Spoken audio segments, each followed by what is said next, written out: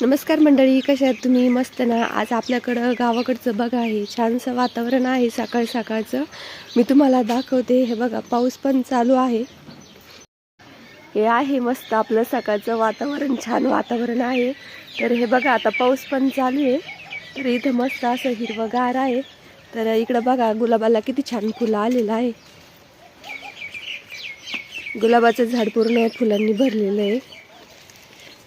तर मी तुम्हाला दाखवते. आता ही कपाशी आहे इकडं. तर हे बघा, पाऊस झालेला आहे, कपाशी पडलेली आहे. तर खूप म्हणजे खूप नुकसान झालेलं आहे. तर आता हे बघा, सगळी कपाशी खाली पडलेला आहे, कापूस पण फुटलेला आहे. तर आता हा कापूस कसा वेचायचा, सगळा वल्ला झालेला आहे. तर हे बघा, सगळं त्याच्यातून पाणी निघतंय.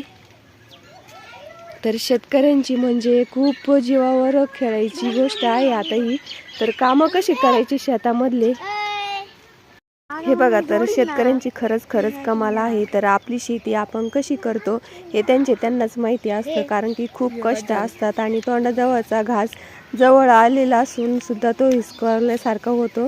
तर खरंच त्यांची खूप कमाल आहे. तर तुम्ही या शेतकऱ्यांसाठी एक लाईक आणि एक सबस्क्राईब करणं खूप गरजेचं आहे.